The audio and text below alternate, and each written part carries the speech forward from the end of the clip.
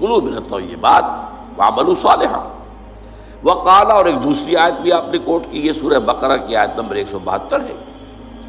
یا ایھا الذین آمنوا کلوا من طیبات ما رزقناکم، دیکھو کھاؤ ان پاک چیزوں میں سے جو ہم نے تمہیں دی۔ گویا کہ اکل حلال،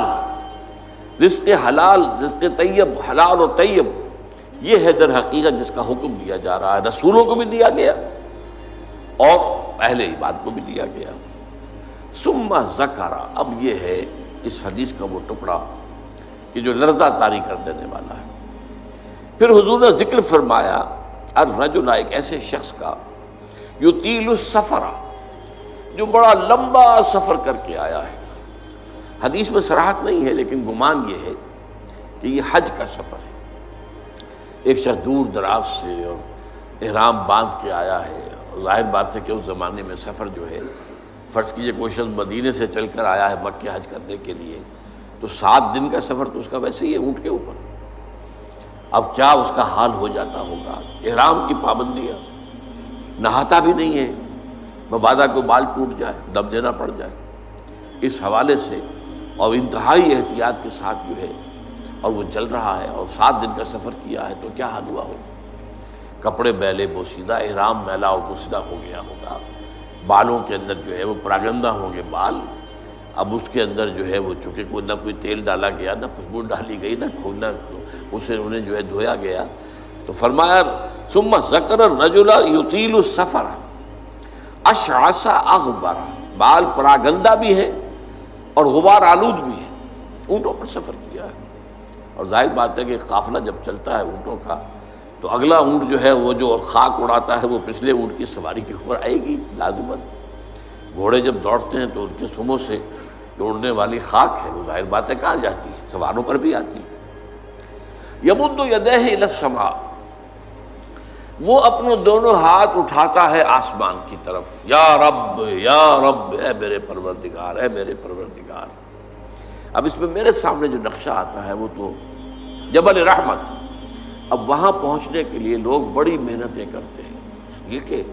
وہ چھوٹی سی پہاڑی ہے اس پر جانے کے لیے،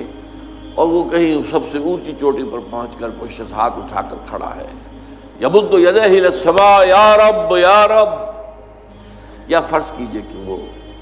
بیت الحرام میں ہے، مسجد حرام میں ہے، خاص خانہ کعبہ کے سامنے پکار رہا ہے اللہ، وَمَطْعَمُهُ حَرَامٌ، حال یہ ہے کہ جو اس کا کھایا ہوا ہے پیٹ میں وہ حرام ہے، وَمَشْرَبُهُ حَرَامٌ، اور جو اس کا پیا ہوا ہے وہ بھی حرام ہے، وَمَلْبَسُهُ حَرَامٌ، اور جو اس کا لباس ہے احرام، بہت قیمتی تولیوں کا وہ جو احرام ہے وہ بھی حرام کی کمائی سے آیا۔ وَغُذِيَ بِالْحَرَامِ، یہ سب سے آخری ٹکڑا سب سے اہم ہے، حرام کے ذریعے ہی غذا پائی ہے اس نے، اس کا تن و توش جو بنا ہوا ہے وہ حرام کی غذا سے بنا ہوا ہے۔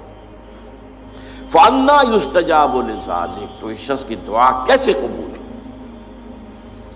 قبولیت دعا کے اندر سب سے بڑی رکاوٹ اکل حرام، آپ دعا کرتے رہے اللہ سنے گا ہی نہیں۔ انا یستجاب، کہاں سے، کیسے قبول کیسے ہو؟ وہ تو تم خود اپنی اس دعا کے راستے میں سب سے بڑی رکاوٹ ہو۔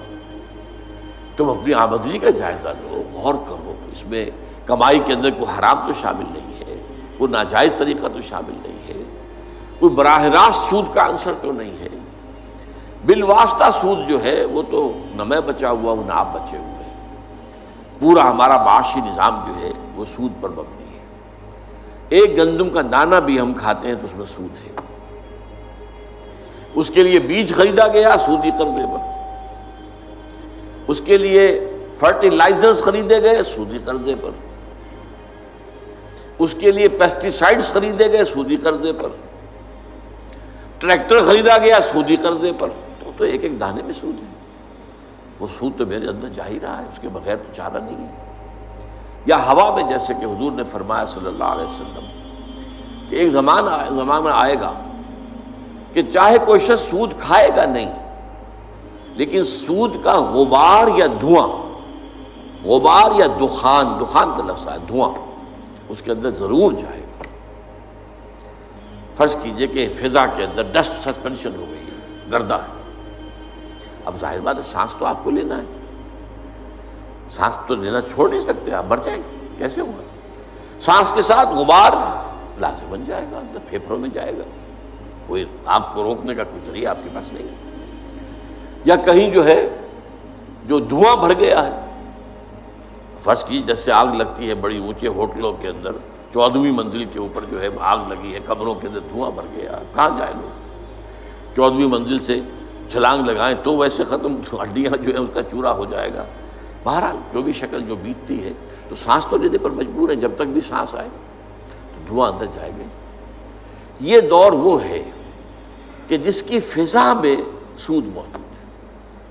اور وہ فضا کے اندر جو سود ہے وہ ہم سانس لے رہے ہیں تو ہمارے اندر جا رہا ہے۔ اس پہلو سے بالواسطہ انڈائریکٹ سود سے تو آج کوئی بھی بچا ہوا نہیں۔ البتہ ڈائریکٹ سود جو ہے وہ تو ظاہر بات ہے کہ آپ کی مرضی سے ہے، آپ نے سودی قرضہ لیا ہے اپنا کاروبار بڑھانے کے لیے، بھائی جتنی پونجی تمہارے پاس ہے اس سے کاروبار کرو، اگر بہت تھوڑی پونجی ہے تو سر پر اٹھاؤ کوئی ٹوکری پھل کی اور بیچو، اگر اس سے زیادہ ہو جائے تو چلو کوئی ریڑھی لے لو، اس سے زیادہ ہو جائے کھوکا بنا لو، اس سے زیادہ ہو جائے دکان بنا لو، اس سے زیادہ ہو جائے ایکسپورٹ امپورٹ کرو،